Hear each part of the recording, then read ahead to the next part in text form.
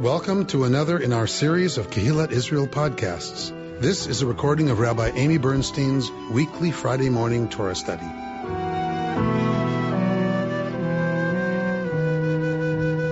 We are at the Parsha where Israel receives Torah at Sinai.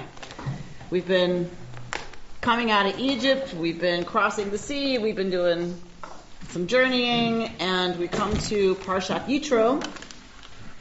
And I thought, here we are at Parshat Yitro again. And I opened my folder. I have a hard folder for every Torah portion. And I'm like, how come I'm always going over the same material for Yitro? Why does it always feel like it's the same old stuff? And it's like, oh. Then I looked at Hebcal, where we find our triennial reading, and it's a full Kriya. It's the full reading every triennial year. So it's like, there is no division of Yitro into thirds, and so I am actually teaching the same material every year.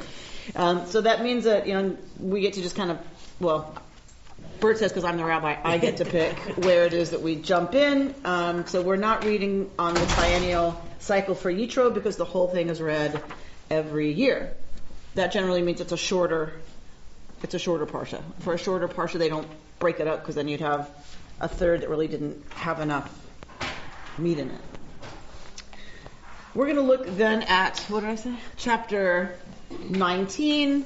We are after the incident after which the Parsha is named. So Yitro is Moshe's father-in-law. It's Tzipporah's father, who comes and tells Moshe that he's nuts and he's exhausting himself and the people by being the only one to hear the people's complaints and to adjudicate the disputes between the people, and he says you need somebody over 10, somebody over 100, somebody over 1,000, and then the big stuff only should come to you, Moses.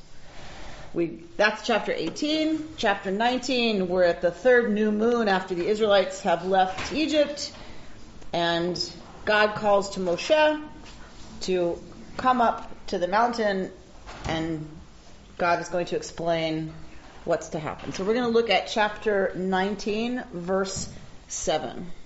Moses came and summoned the elders of the people and put before them all that the Lord had commanded him.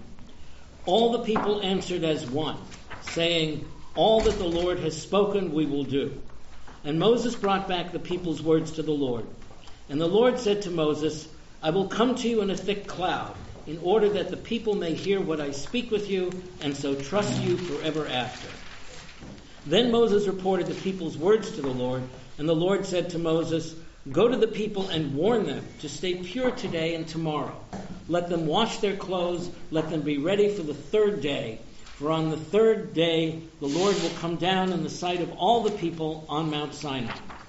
You shall set bounds for the people round about, saying, beware of going up the mountain or touching the border of it. Whoever touches the mountain shall be put to death. No hand shall touch him, but he shall be either stoned or shot, beast or man, he shall not live. When the ram's horn sounds a long blast, they may go up on the mountain. God says to Moshe, come up here. Moshe goes up, and God says, so if they will obey me and keep my covenant, then this people shall be my treasured possession. So Moshe comes to the elders and says to the elders what God has just said to him, that if the people will accept my covenant and follow my commandments, then they will be to me an Am Segulah, a treasured people, and they will be a holy nation. Yeah? So what is the answer? What do people say? Sure. Right? Whatever. Na'aseh. Everything. Kol asher diber Adonai na'aseh. Everything that God has said, na'aseh. We will do. But God hasn't said that. God hasn't said exactly what that's going to mean yet. Right? So they answer essentially, yes, we're willing to enter into this covenant. So God says to Moshe that God will come in a thick cloud in order that people will hear when I speak with you and trust you ever after. Because we know who we're dealing with. Right? We're dealing with Jews. So God knows that God needs to do something that's going to up Moshe's and solidify Moshe's authority as God's chosen spokesperson. So God is going to appear in a cloud or manifest right in a cloud and then speak in front of the people so that they trust in Moshe ever after, as if that's possible with the Jewish people. It's interesting that he says trust in Moshe and not trust in Yud-Heh-Vav-Heh. God doesn't seem to be terribly concerned here About his ego. about their loyalty to God, but very concerned about their loyalty to Moshe. Will the people hear God? Presumably, yes. Right? Because they're gonna witness Well, this. they're going to see the cloud and everything, but do they hear him? That the people may hear when I speak with you. That's right. So that they will hear this as well. Isn't there a midrash that God picked up the mountain and held it over the Jews and said, "What do you think?" Yeah. All right, And they said, All right, so Moshe reported the people's words to God. So Moshe goes to God and says, okay, they said yes. Then God said to Moses, then go to the people and warn them to stay pure today and tomorrow and let them wash, right? So this is going to be a sacred experience. If this is a sacred experience, there are certain conditions on that they can't be impure, right? So they're not to have sexual intercourse. They're going to have to wash, right? They're going to do those things that are going to put them in a ritual state of readiness, right? Of purity. So all this makes sense. So let them be ready for the third day, for on the third day God will come down in the sight of the people on Mount Sinai. You shall set bounds for the people, right? Around the sacred site. And you'll tell them, beware of going up the mountain or touching even the border of it, right? Because God is going to come down onto the mountain. Once that happens, what happens to the mountain? nuclear. It's nuclear. It's supercharged. And so God is saying, don't touch it, right? This is now the site of a theophany. This is now an intensely sacred space. Do not touch it. You don't touch that kind of sacred stuff. You can't, because you cannot absorb the power of that. So it says first he's going to come with a cloud, and now it says in the sight of the people. So I don't get it. The cloud is supposed to shield the vision of him, of her. The cloud is the manifestation of Yitro. Oh, so the It sight is seeing the sight. way that God will disrupt, will concentrate God's self in such a way that visually it manifests as an anan, Okay. right? A cloud. So think of it as, so God's kavod, right? That's what they will see, is God's kavod, God's glory, God's presence, God's whatever.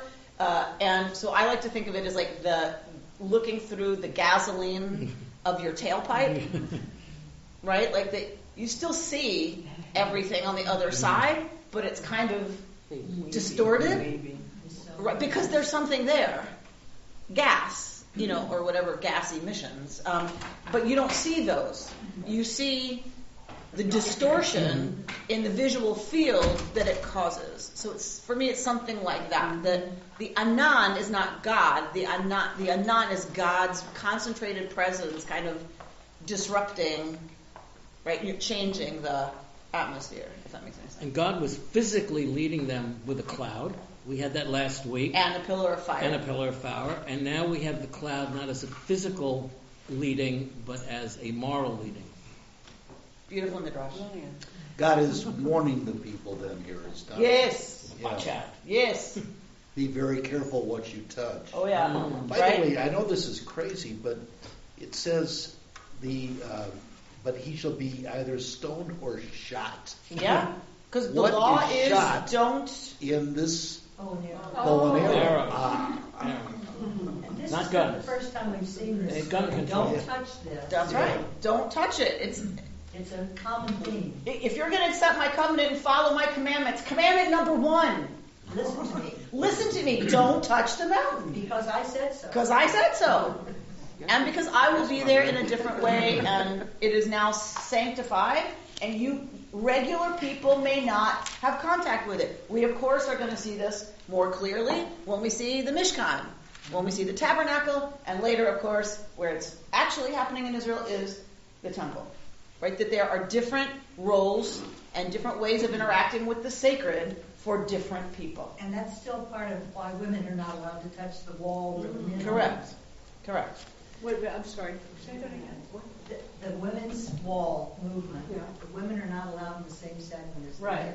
They can't touch that part of the wall. They can't even be in that. But it's not about touching the wall. No, it's not about touching the being wall. with the men. It's about not being with men, right? So that women Another sacred area. that women will distract men from their prayer. It's Okay. why men and women are segregated, so that men can concentrate more appropriately on their prayer, because they can't be trusted with their sexual impulses. They can't manage their own concentration, so women have to be removed, right? I mean, it's just the most insulting Yes. to men Yes. thing you can think of, right? And we always focus on how it's insulting to women. That's, newsflash in the Department of Dove. But I think it's terribly insulting to men. It's like, look, you can't concentrate if there are women around. Really? Okay. So, Rabbi, sexual intercourse is regarded as not clean. I'm sorry? Sex. Ritually. Yes, you But are ritual. ritually impure when you have had sexual intercourse. Or when women are in menstruation. Bodily fluids of any kind are ritually impurifying. But that's not a value judgment. Is that No, a value? it It's is not not a a value value judgment. It is saying there's a state of purity and a state of impurity. There's a state of regularity and a state of dysregularity. Purity is regularity. Impurity is dysregular. So there is something different happening in the body when one is menstruating. There's something different happening when a man has a night emission, right? It is a different state, and different means impure, by definition. And menstruation is regularity. Menstruation is regular when we talk about periodic. It is not regular because it is not the case for most of the time. Our bodies are not menstruating most of the time. Therefore, what is regular is how we are 3 weeks out of the month, not one. But yes, but it comes regularly. Well, used to. But it is, and we've had this conversation before about what purity and impurity and all of that. We have a hard trouble understanding that because we put a value judgment. Pure to us means Is good and impure is bad. Right. Sugar, right. But I don't spend a lot of time on purity and impurity. We have plenty of conversations about that coming up with the Mishkan, and those of you who are new to Torah study will have lots of questions then. So, and we welcome those questions, but we're going to have lots of those conversations, I promise. All right, so we are now at 14. At 14, yeah. Well, there's going to be a ram's horn sounding a long blast, and then they may go up on the mountain to where they're allowed to go. All right, so they have to wait for the sound of shofar, and then they can go. All right, 14.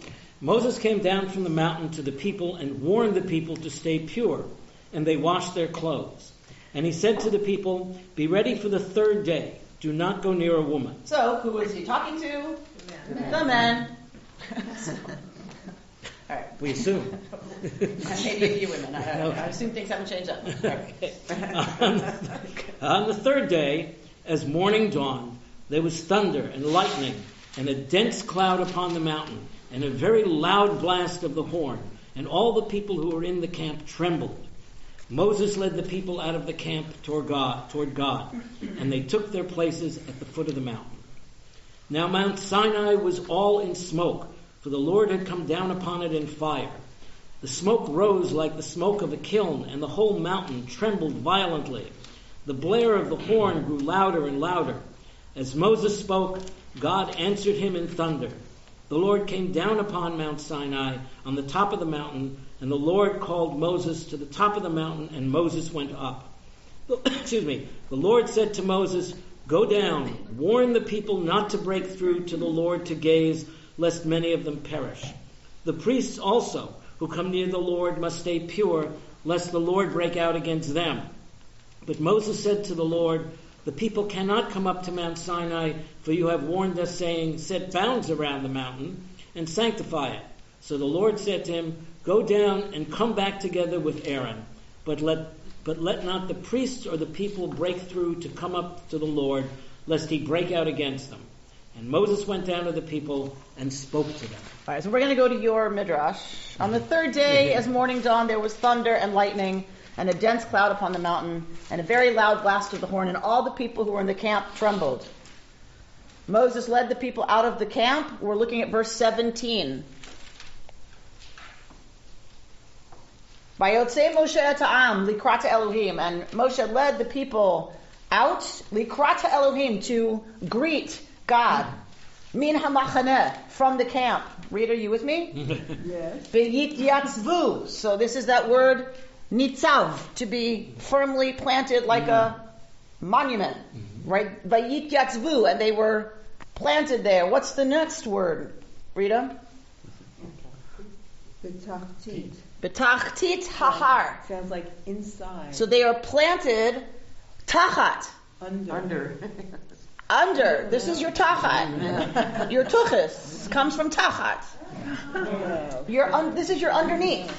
Right? So they are tachtit hahar. They are underneath the mountain. And so the rabbis say, well, what does that mean? And the midrash is, God lifted up the mountain, flipped it over, so it was like this, and put it over the people and said, will you accept my Torah? He made them often they couldn't. And the people were under the mountain and said, Na'aseh. At everything God has said, Na'aseh, we will do.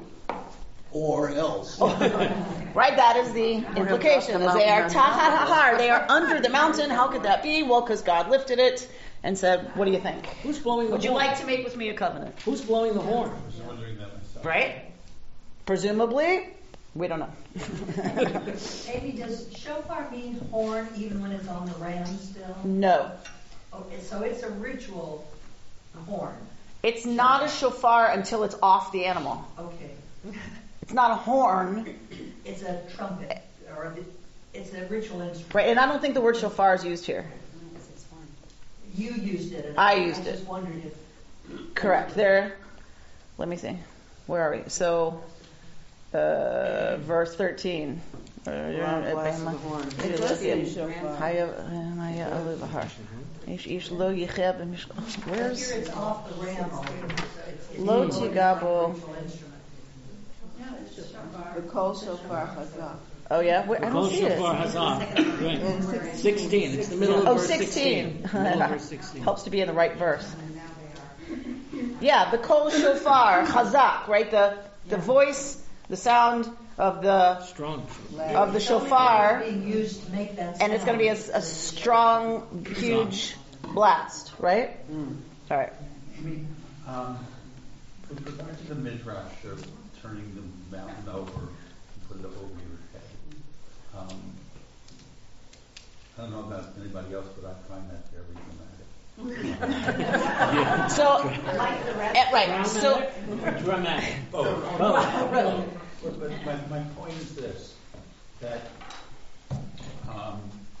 whether it's true or whether it's allegorical, obviously big stuff happened that would affect normal people dramatically. Do these people have failure of short-term memory? Because when Moses comes down with the Ten Commandments and there's the golden calf and everything else, did they just forget that somebody turned the mountain over? Right. I don't quite understand. It seems to be so intense that this happened. That how do people forget it? So how is it that they came through the 10 plagues and came through the slaying of the firstborn and they get to the sea and they flip out? Do they not remember that God just delivered them from Egypt? Are they really worried that God's not going to take care of Pharaoh? Is their memory short? Or are they a traumatized, oppressed people who are just unable to move to a place of trust that lasts very long. And a little bit stubborn. We're going to see that God at some point makes that decision, right? At some point, God's had it with this. You're with me, you're not with me, you're with me, you forget, you're with me, you leave me, you're with me, who are you? Right? So God gets tired of that, and at some point says, 40 years, y'all are going to wander, and your carcasses will drop in this desert. You will not go into the promised land. It will be your children. And a lot of people read that as a punishment. And some years I do too, right? And I get mad at that character, God. But other years, I really understand it as just stative. It's descriptive. God is like, you can't, it's now clear to me, you can't build the promised land. Because y'all just can't hold it together. Like, you can't trust, you can't be with me for more than 45 seconds before you're off. You have a mountain turn over on your head without. And you then are like, God who? Right? So God gets it and says, okay, so it's your kids. You're too damaged. You're too broken. And that's the people we're dealing with. God just doesn't know yet how broken they are. Right? How unable to stay with it and trust it, what they've seen, what they've experienced, right? And I talk a lot about this when we get to the Egel, when we get to the golden calf. They're not so different from us. We've witnessed the miraculous in our lives. We've witnessed moments. We've been through experiences where we completely trust that the universe is as it is and it does what it does. There is something else at work that we are connected to that is bigger than all of it and that sustains us and gets us through it. And the next day, we're like, how could this happen to me? Why? There's no God. So we and we've witnessed it. We've experienced it. All of us have. Well, I hope. And yet when we get scared, we turn on our own belief and trust and lived experience, right? That whatever it is, we're going to get through it. It's going to be okay. There's something bigger we're connected to, and it works through us and holds us, and other people represent it for us and get us through stuff. And then we just flip out, right? Because we get scared and we're broken and we're fragile. And so lots of times I can relate to them. Other times I'm like, God, I have no patience. Really. But I want to, and I don't mean to be flip about this midrash where God essentially threatens them with a mountain. I've mentioned it in here several times, but I want to be clear. It's on the same page of Talmud where it says, and this midrash in the Talmud is about this big. There's a midrash before it that's like this long, really long, and it's about God going to every other people first and offering them the Torah. And the people say, well, what's in it? And God says, it says don't steal. And they're like, well, that's how we make our living. Sorry, right? God says to another people, and they say, what's in it? And God gives, a commandment out of it. And they say, no, we can't do that. And it goes to every peoples and finally comes to the people of Israel, this tiny little nebbish and nothing people, and says, will you accept my Torah? Do you want to be in covenant with me? And what do they say? Na'aseh. We will do it. Na'aseh v'nishma. We will do it. Then we will hear. What would they agree for? So the mountain being held over their heads is this tiny little midrash on the very same page of Talmud that says God went to every other people and they said no, and only Israel said yes. So it's not the primary midrash, the one about the mountain, and they're right next to each other on the same page, right? Which is so Jewish. Richard. To the point about the brokenness of the people, does that mean that God waited too long? God forbid that God waited too long. Did God wait too long? For what? Well, presumably, if they're so broken that they go through these cycles that end up where they're going to wander in the desert for 40 years and die off, that's some state. And when they first went into slavery, presumably they weren't necessarily. You mean did God wait too long to bring them out? Yes. That 400 years turns out to have been... Maybe 300 would have been enough. 325 might have been better. 173 is really a good sweet spot. So that's a great question. Did God wait too long? right? If we go with the interpretation that it took a tza'akah, it took a great cry from the people to elicit God's response, then God couldn't act before the people cried out. If we don't want to go with that interpretation and say God just kind of decided, did God wait too long? It's a very good question. So I guess part of us has to trust that, as always, Torah is descriptive, not prescriptive in some ways. And so Torah is describing reality. That we all have been in Egypt too long. Right. Right. It couldn't be any other way. And I suppose besides the waiting for the cry from the people, presumably in the sort of the normative interpretation, he's also waiting for somebody like Moses to arise. Presumably. Who would be the leader. Right. When the time, it has to happen when the time is right for it to happen. So I guess kind of the question is the story meant to be as it is the teaching for us, right? Or do we want to put as in a work of fiction, put ourselves in it and go, oh, if only God had operated sooner, right? That generation would have gotten in, but that's not the story. That's not fair to the story. That's not right. There's a lot that we seem to be taught, I think, about by having the people not get into the promised land. I frankly like, in some ways, that our story is that Moshe and these people do not make it to the promised land because our story is not about arrival. Right? The story should have ended with them crossing over, right, and taking the first city. Right. But that's not our story, because I think part of the power of our story ending where it does and how it does is that it's all about literally the journey. It is not about getting in to the promised land. We'll never see the promised land. None of us. The story is more about our people than about God. Well, of course. But so Richard's asking, what the people could have been different had they been rescued sooner and might have gotten into the promised land. But I really think there's a lot of meaning in that they don't, because that's our situation. Torah's talking about reality, and the reality is we're not going to see the Holy Land, the promised land that we hope our children will build. Right? That no generation will see the promised land that they're hoping their children will be. We all hope our children will make this world a better one than the one we have now. And no generation of people who have children and grandchildren, God willing, great-grandchildren, none of them will ever see, right, the world that their descendants will build. And that's the human condition, which I think Torah speaks very, very powerfully It's to. always about struggle. Yes. And struggling. And Yes. finding always struggle. Yes. It's not about, woohoo, we made it. No. There's nowhere in here. Nowhere in here. 5 minutes they get to sit down and have, some manna and a snack or whatever. But it's like, that's it. It's not like, whoa, we made it. Richard sort of brought up an interesting point, I thought, sort of a contradiction he was trying to understand. But it seems to me there's another contradiction to the degree that we sort of, or I sort of naively remember this all-seeing, all-knowing God. This story doesn't really portray it that way.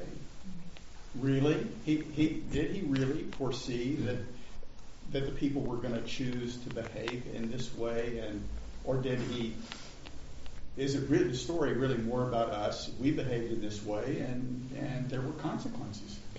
Yeah, it's because that seems to me a contradiction. This all-seeing, all-knowing, controlling God, it just doesn't add up as the way this story is told. I think you're right. I mean, I think that is a later retrojected image of God that is placed over this story that everyone tries to read this story through. And it doesn't work really well. So, of course, the rabbis spend a lot of ink and a lot of time trying to harmonize a God who seems not to know, right, what the people are going to do. And they say, but it just proves how loving God is, that even knowing, because how could God forbid, not know what they were going to do? Of course God knows what they're going to do, but God so loves the people anyway that God keeps entering into these deals and offers and agreements knowing that they're going to betray that agreement, right? So that's how the rabbis live with it. But I think I find it a much more powerful reading to say God learns stuff and God gets hurt in ways that God didn't anticipate, right? The devastation of the sin of the calf, That is devastating to a God who doesn't know they're going to do that. It's less so, I think, maybe not, but maybe the rabbis would argue with me, but I just think it's really powerful if God doesn't know what's coming, right? And gets hurt and betrayed. Amy, were the people, the Jews, betrayed by God in the sense, I'm picking up on what Richard's point was, if you pledge yourself to me, I will follow you and obey your commandments. Isn't there and then, at the end then for the Jews is, you're going to wander for 40 years and never achieve real happiness? No. If they sign on and keep God's commandments, they are going right to the promised land. It's 2 weeks away. That is not what happened. They broke the deal with the calf. Then they broke the deal when God said, go fight. And they said, we're too scared, no way. Because they don't trust that God's going to fight for them. And they say no. I mean, they continually betray the agreement. Continually refuse to follow what they're told to do. And that finally, ultimately, that is what gets them. God keeps forgiving and God keeps... Because Moshe intervenes and says, take me to them. If you're going to kill them, you got to kill me. Right? So all that stuff that keeps happening. And then finally they do it and God says, I get it. I mean, if we read this version that God is learning and growing and changing in relationship to the people, then God goes, I've had it. It's very clear to me they are not going to change. They disobey again. And God says, that's it. You're going to wander for 40 years. That was not how it started out. The people chose that. So... But they didn't choose it. They chose to abrogate the agreement. Yeah, the people themselves are weak, venal, untrustworthy. What message? What does a Jew leave with? That's why we need what comes next. That's why they need what comes next. Okay. What is it about in this section? God tells Moses to have the priests come up to the mountain. Okay, I was waiting for someone to ask it. I was waiting. Thank you, Susan, for your very careful reading. Who are the priests? So that's what she's asking. Yeah. How are there priests? There are no priests yet. We don't have the Mishkan. We don't have the commissioning of the priests. We don't have the, what do you call it? Oil stone. The consecrating of the priests. Anointing. Yeah, the anointing. So how do we have priests? So either, what's my first answer going to be? Either, what? It's a story from another place. It's a variant tradition that has another story about the origin of the priesthood. But if we don't want to go there, and God forbid, say there's other written traditions or oral traditions that we've lost, this is the word, right, this is how it's supposed to be, then who might these priests be? Who's supposed to be the priests? Aaron's. Before that? The Levites? No. The firstborn. Oh. Remember, the firstborn is redeemed by the Levites, right? And the Kohanim. That baby is redeemed from service.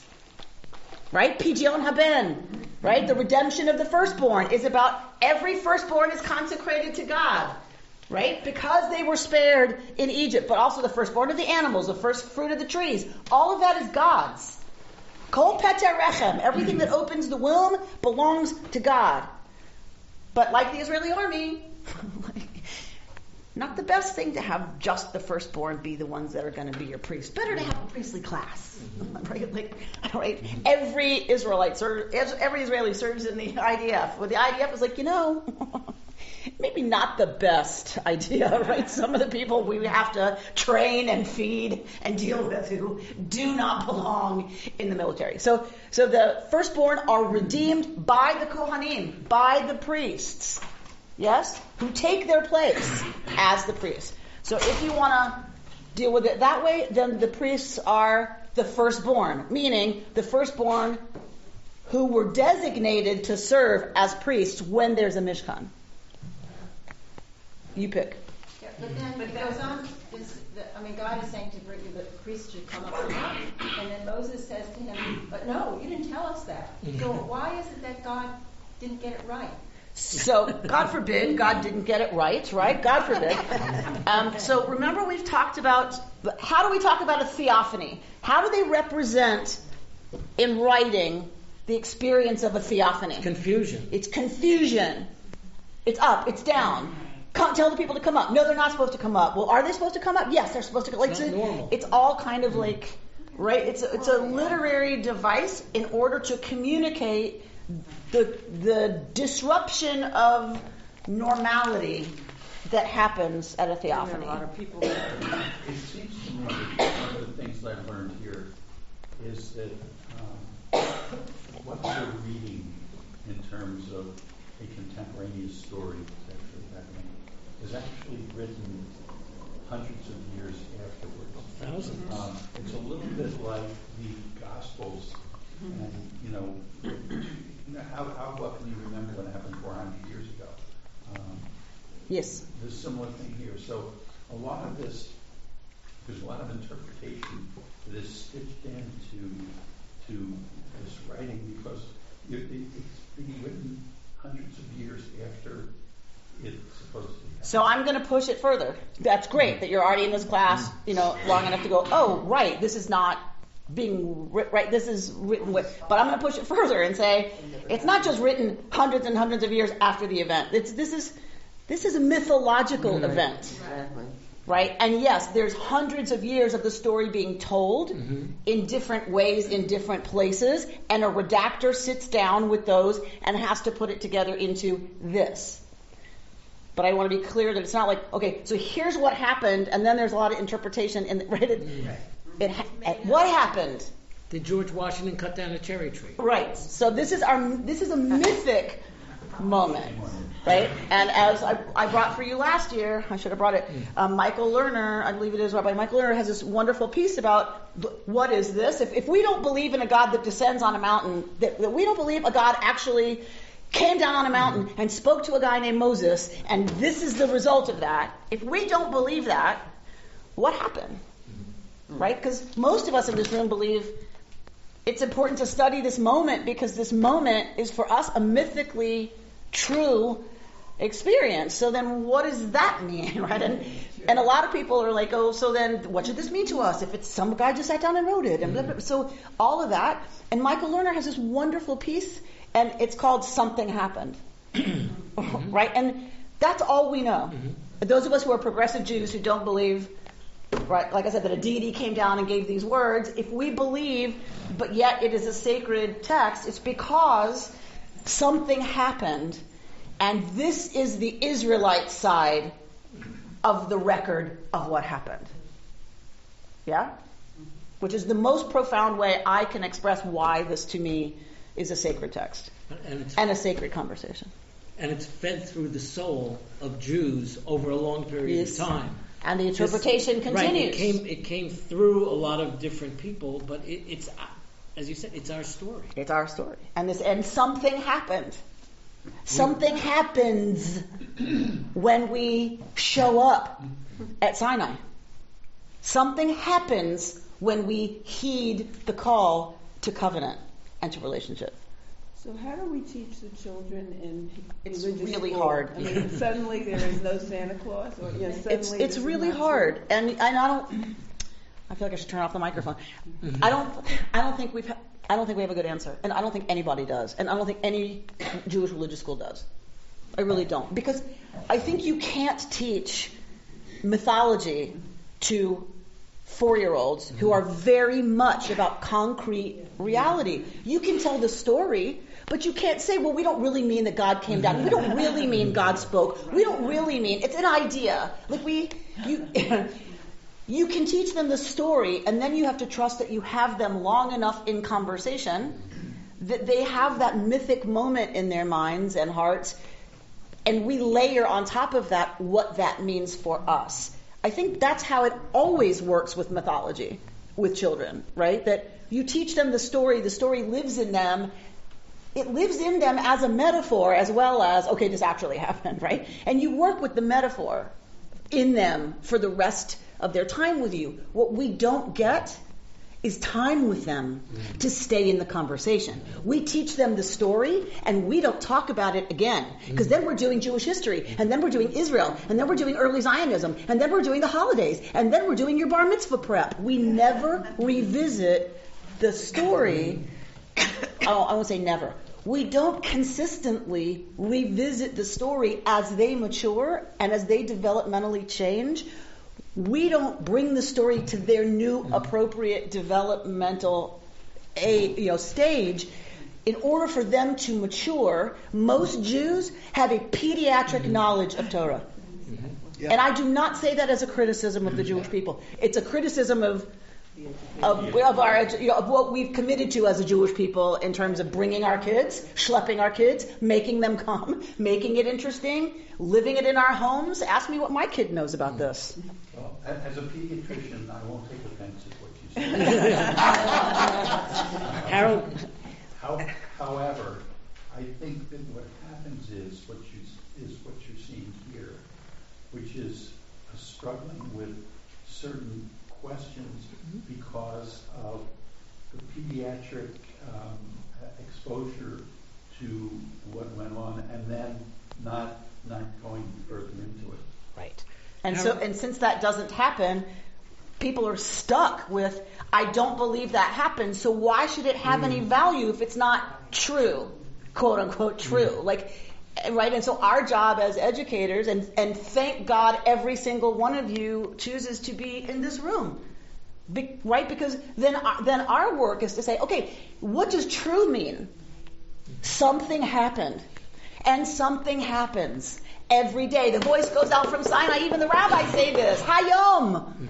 Don't read Hayom today in the story. Hayom, today. The voice is calling from Sinai. Will you shut up and sit still, Jews, long enough to hear what the call is and to respond, right? With na'aseh, okay. As terrifying as it is, I'm going to do it. Whatever's called forth from me today to live into this relationship with the divine. But we don't stop long enough, right? To even hear or attend to that, none much less have the conversation about it. Right? This is the Jewish conversation about that, whatever that is. We don't stop long enough to have the conversation about the conversation. And so people are stuck in this, if it didn't happen, why should I care? It's like, what does happen mean?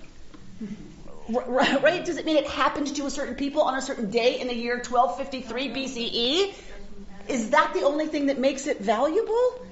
I hope not, because I'm spending my life, right, exploring how it's valuable, regardless of what happened. I don't say it didn't happen. Whatever, it happened, it didn't happen. That's not the power of this. It's what we in this room are talking about when we talk about moments of revelation, right? And that, Rita, it's a very long answer to your question. We're not doing a good job of bringing the story along with our young Jews as they develop, and what's happening is they leave. After their bar mitzvah, they leave. Because what does this mumbo jumbo mean to them if they haven't been part of a very deep, serious conversation, right? And so then we hope they somehow wander into a Jewish studies class or some other place, and they get turned on by a teacher, by a class, by a conversation, and begin that long journey back to why this should matter to them. And that's Jewish adults. Not just kids. It's a problem with Jewish adults. Absolutely. It's a big challenge of progressive absolutely. We're here. We do a terrible job. We're here to do it. If you look at how we've all been raised, history with a capital H, whether we go through American history, European history, or whatever, it's always based on specific dates, specific times, specific battles, specific things.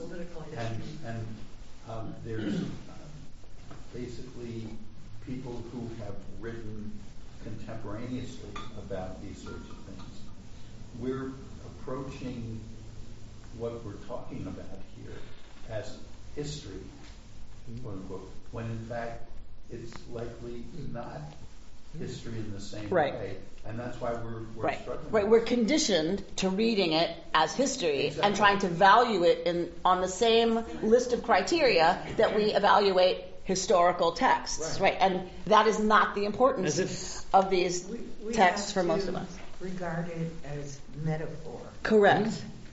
And the metaphor that I see is God is the parent, and the adults are the children. Right. And there's so many beautiful metaphors, I think, in this relationship between God and the people, right? Sometimes God is the lover, the beloved, and the beloved betrays that exclusive intimacy and goes to bed with a cow. Right? How devastating is that to the beloved? Right? A parent, okay, you expect your kids to rebel, whatever. But if it's the beloved, and we are having our wedding night, right? And God is signing the ketubah with Moses. Moses comes down, God's getting ready for the wedding night, and what happens? They're in a tent with somebody else. That is a much more powerful moment, right, of betrayal, right? So there's so many metaphors that evoke, right, different ways of reading the text, different experiences for God, for us, the implications, the consequences, right? All right. We are not even at the best part. At the best part. Bert, I'm doing this for Bert. I wanted us to get to where Bert wanted to be. All right, so let's get there for Bert. Before I go on, okay, the last sentence I just read is, and Moses went down to the people and spoke to them. Mm-hmm. Does that mean that the words I'm about to read came out of Moses' mouth? No, because this is Vayedaber Elohim. The next words are, and God said. Right? But Moses is not quoting God. No. Here, okay. Okay. So we don't know what Moses said to the people. Okay. Right? Okay. Maybe Moshe just gave the rest of the instructions. Get ready because you're not. Get ready because it's about to get real. Right, and you're not going to see this in a government building, according to the Supreme Court. So let's go. God spoke all these words, saying, I, the Lord, am your God, who brought you out of the land of Egypt, the house of bondage. You shall have no other gods beside me. You shall not make for yourself a sculptured image or any likeness of what is in the heavens above or on the earth below or in the waters under the earth. You shall not bow down to them or serve them. For I, the Lord your God, am an impassioned God, visiting the guilt of the parents upon the children, upon the third and upon the fourth generations of those who reject me, but showing kindness to the 1,000th generation of those who love me and keep my commandments. You shall not swear falsely by the name of the Lord your God, for the Lord will not clear one who swears falsely by his name. Remember the Sabbath day and keep it holy. 6 days you shall labor and do all your work, but the 7th day is the Sabbath of the Lord your God. You shall not do any work, you, your son or daughter, your male or female slave, or your cattle, or the stranger who is within your settlements. For in 6 days the Lord made heaven and earth and sea and all that is in them, and he rested on the 7th day. Therefore the Lord blessed the Sabbath day and hallowed it. Honor your father and your mother, that you may long endure on the land that the Lord your God is assigning to you. You shall not murder. You shall not commit adultery. You shall not steal. You shall not bear false witness against your neighbor. You shall not covet your neighbor's house. You shall not covet your neighbor's wife, or his male or female slave, or his ox or his ass, or anything that is your neighbor's. All the people witnessed the thunder and lightning, the blare of the horn, and the mountain smoking. And when the people saw it, they fell back and stood at a distance. You speak to us, they said to Moses, and we will obey. But let not God speak to us, lest we die. Moses answered the people, be not afraid, for God has come only in order to test you, and in order that the fear of him may be ever with you, so that you do not go astray. So the people remained at a distance, while Moses approached the thick cloud where God was. So the rabbis ask the question, at what point did verse 15 and 16 happen? That's a big question for the rabbis. Why does it matter where that is, where that happened? People witnessed the thunder and the lightning, the blare of the horn and the mountain smoking, and when they saw it, they fell back and stood at a distance and said, "You speak to us, Moses, and we'll do it, but don't let God talk to us anymore because we're going to die. We can't handle it." Well, it puts the leadership, so to speak, on Moses. Right, but why does it matter where that happens? What I'm suggesting is it doesn't happen right here after the Ten Commandments. If it happens before, what does that mean? They didn't hear the Ten Commandments. Because they went away. Because they freaked out. And left before. So the rabbis ask the question, what exactly did the people hear? Right? So it makes a big difference when they flipped out. And when they said to Moshe, "You do it. You bring us the word. We can't handle it." So the first words of the Ten Commandments, right? So let's look at the first thing God says, right? Right.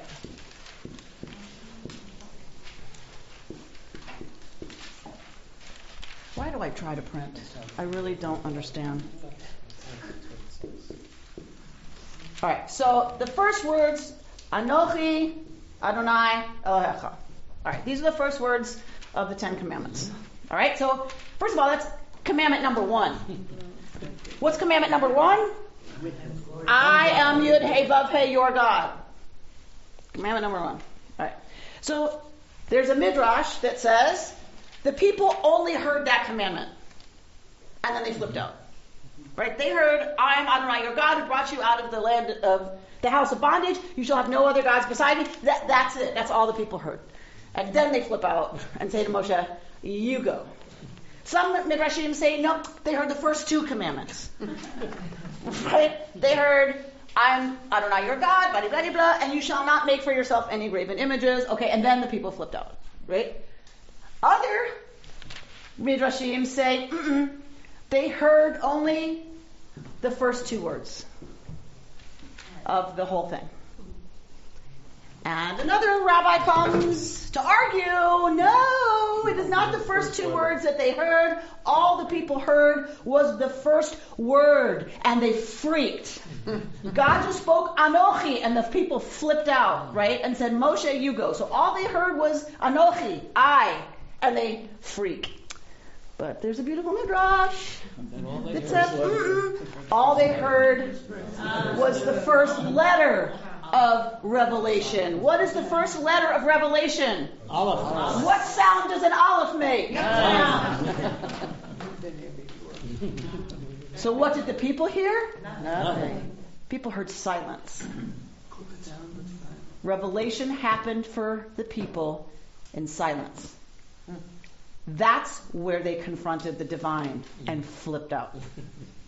Right? So it's, or I shouldn't say they flipped out. They flipped out, everything's smoking, everything's going crazy, and revelation begins, and revelation begins in silence.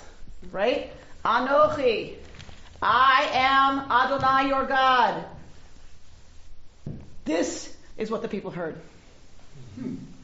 Well, presumably they're hearing this silence in the midst of everything else that is going on. You're seeing flame, you're hearing thunder, and then it all goes silent. Like stop motion. But you can still see it happening, but there's no sound. Described as only a good, committed science fiction reader can describe it. Thank you, Richard. Right? So you have, everything's going crazy, and then imagine a vacuum. Right? And everything, that kind of silence, right, is deafening. So, but the beauty of this tradition is people want to say that all we're about is words and commandments and blah, blah, blah. But there's a very long tradition of saying God is found. Revelation happens in silence. We have long had this as a spiritual practice and as an awareness. We lost it. We moved away from it. I get that. I'm not denying that. But what I'm saying is, it's not Madonna and Kabbalah, like that we're like, oh yeah, we want to do that, right? It's here. It is authentically ours. The teaching that, yes, of course, it manifests in words and commandments and ways we're supposed to behave in the world and obligations to one another and to the planet and to the divine. Of course, it begins when we shut up and sit still and get quiet enough to hear it. That is the only way it's possible, is that it starts in the Aleph. It starts in the deep silence of showing up, of being willing to receive what's going to come, right? And we don't do it. Oh, Lisa, will you run to the copy machine? Can you talk about the third word? Oh, it's such a great segue. Can you talk about the third word, which is singular? The whole thing is singular, actually. No. Commandment. You can't. Check that out. What's that? Are you good? Yep. It's not singular. I thought you meant the L was singular. No, I meant Elohecha. Oh, this singular, the Ha. That it's spoken to the individual. So each individual had to show up. Each individual had to be ready to hear revelation and receive revelation. And the Sfat Emet, the Rabbi Yehuda Leib of Ger, the Ger Rebbe, goes further and says, each Israelite who was at Revelation, and which Israelites were at Revelation? Thank you. Which ones? All of them. All of them. So every single Israelite had to be at Revelation. Each individual heard revelation through their own mind and their own experience. So each Israelite had their own interpretation of what got said at that mountain. And that without any single interpretation, revelation would have been incomplete. Say that again. Right.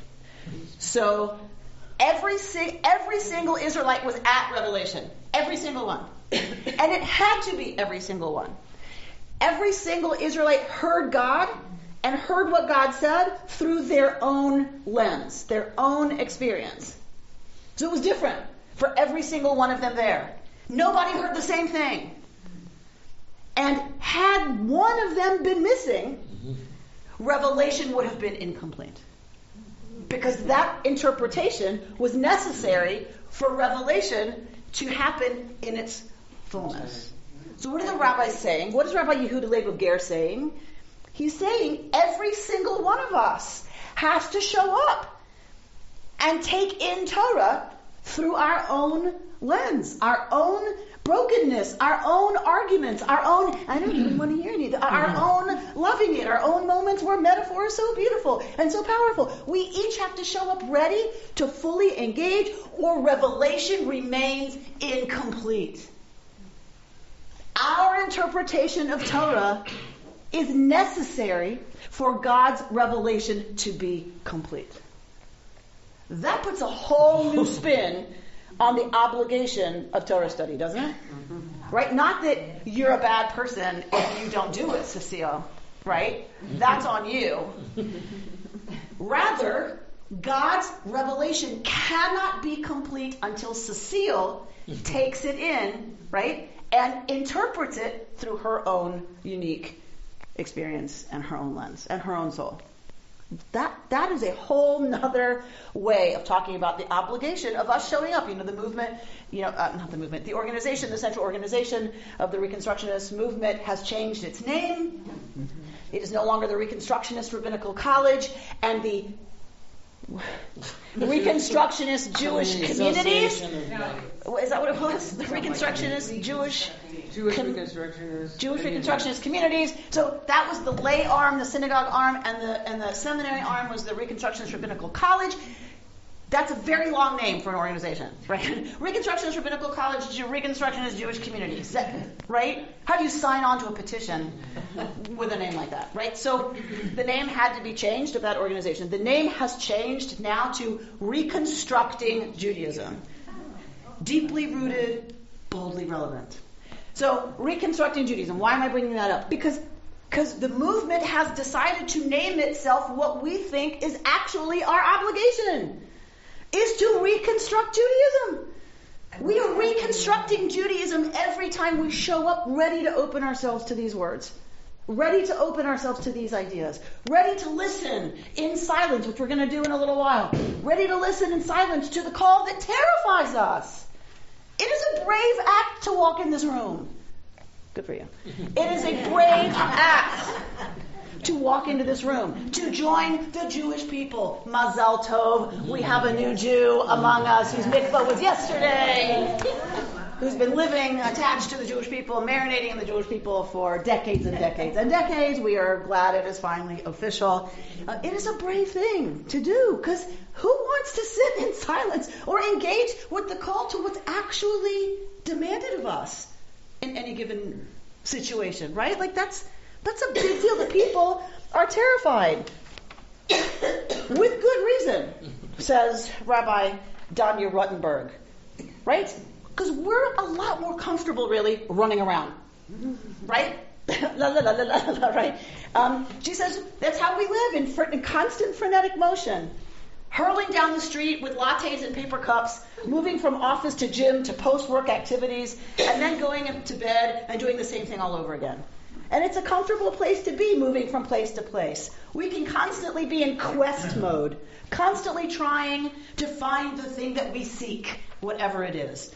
When you seek, there's a goal, a raison d'etre, something to get you out of bed every day. We are a nation of, as the language is often used, spiritual seekers. But finding, right? That is a whole another ballgame. She says, it's a very interesting piece that, of course, I'm going to give you to take home with you. And she says, but I wonder if there isn't an element of avoiding hearing God's revelation in this midrash that she quotes. She says, what God wants of you, what God asks of you, is not always easy. In fact, it's usually not easy. Which is why the revelation story is so frightening. And why in many places in the Torah, before God speaks, for the first time, God says, Al Tira, don't be afraid. Not because hearing the voice of ultimate reality is scary, although that's probably true too, but because the kind of information that's about to be imparted is going to throw you for a loop and a half. God calls, and your problems have just begun. Because the people now, if we're seeking, we're never fine, right? If we're seeking, we just get to run around looking for something, right? If we have to sit down and shut up and actually listen, and then hear, we're on the hook. It's fairly comfortable to seek. But once the Israelites stop and actually hear what God has to say, they will be on the hook for quite a bit. Their lives will change drastically with just the giving of the 10 Commandments, let alone all of the Torah. The ability to pretend that they're not responsible for half of a covenant is gone. And there are a lot of painful, horrible discomforts in its place. Not only do this, don't do that, but even worse, what comes later in Leviticus, you shall be holy. Oh, shoot. That doesn't sound like much fun. How many comforts and distractions and petty ways in which we indulge our less admirable qualities do we have to give up to do that? Could we get there if we tried even? It's certainly easier to be a seeker because when one seeks, one lacks the information that actually requires action, demands response, engages meaningful responsibility. And this is the challenge that we live with, I believe, in our country right now, for sure, but in the world community right now. We are in a crisis of being so happy being distracted. I'm so busy. Ask somebody, how are you? And just listen to what people say. Rarely, they may say fine because they don't think you really want to know. But if they're, because mostly we don't. We're just asking because that's what's polite, right? So, but if you really listen, people say, God, I'm so busy. Like, it's like, well, you could stop that. Right? Like that's a choice. Right? We're happy to be busy. We really want to be busy because we want to be distracted. We love seeking. We're seekers. We want to look, we want to look. But really, we do not want to find. And we do not want to stop and settle down and have to respond to what we know will be our responsibility to covenant. What if we were really, truly responsive to the covenant? What would that mean about what I couldn't do this afternoon? That's so much easier, right? Than really thinking about what that calls me into in terms of my behavior and in terms of what I need to be about and what I need to be focused on and what I need to not be focused on and what I need to not be doing. It's a grown up, right, thing, this be a holy people. And this moment of, and I guess what I'm trying to say is, that's the terror, I think, that Sinai evokes in the people. That's what Ruttenberg is saying, right? And I believe, and Zorenberg talks about it too, that the terror isn't just ultimate reality starts manifesting like that. Yeah, that's scary enough. But it's what will that demand from me in terms of how I live my life? That is terrifying. Because it means I have to take responsibility and I have to be a grown-up. And who wants to do that, right? Like, it's way easier to say, I don't know, I'm a seeker, I don't know, right? I'm on the path. Like, it's another thing to say, yes, we're always seeking, yes, but we also know some stuff, right? That we just read. And the stuff we just read is not easy. You shall have no other gods before me, right? That means television. That means, right, you shall have nothing else shall be an organizing principle in your life but Yud-Hey, Vav-Hey. Existence, being, capital B, and all that implies. That is the only thing you are allowed to worship as what should be the absolute definitive about what your priorities are. Well, how many of us line up what our priorities are with this being at the top? Right? We have lots of other stuff that takes that spot. That's called idolatry. When we worship a piece of the whole, a piece of reality, capital R, that's idolatry. Rabbi Rami Shapiro says, and we do it all the time. We do the egel all the time. We do the golden calf all the time when we take a piece of reality and call it the whole thing and make that the operating principle. But then we're leaving the agreement. We're betraying the beloved every time we do that. Because the beloved just longs for us to show up and behave how you behave with the beloved. Gently, open, vulnerable, responsible, responsive. Right? And God is always calling. And it's so lonely. Because we're so busy. We're always on the phone. We're always texting, right? And I think of God as a 3-year-old. Hello? I need you. I need your attention. I need your love. And we're too busy, right?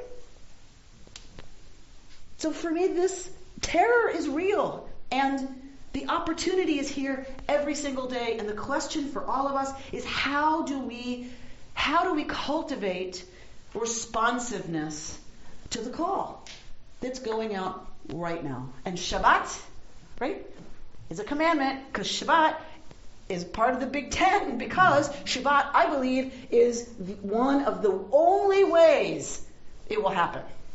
Is that we create it together, because we ain't going to do it on our own, because it's just too scary. So we come together and we create this vacuum of silence filled with music, filled with singing, filled with prayer, filled with storytelling, filled with a great scholar who's going to talk to us tonight about Jesus, the Jewish storyteller. Dr. Amy Jill Levine is going to speak tonight about Jesus, the Jewish story. So it's coming together to do that and stopping all the other and just focusing just one day out of 6. One day out of 7. That's the ratio. It's not every day. You don't have to do it all day every day. We're not monks. We're not supposed to be. But the ratio is 1 to 6.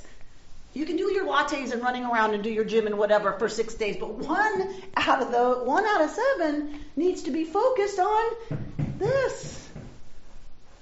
So let us this Shabbat commit ourselves to figuring out just one practice this Shabbat.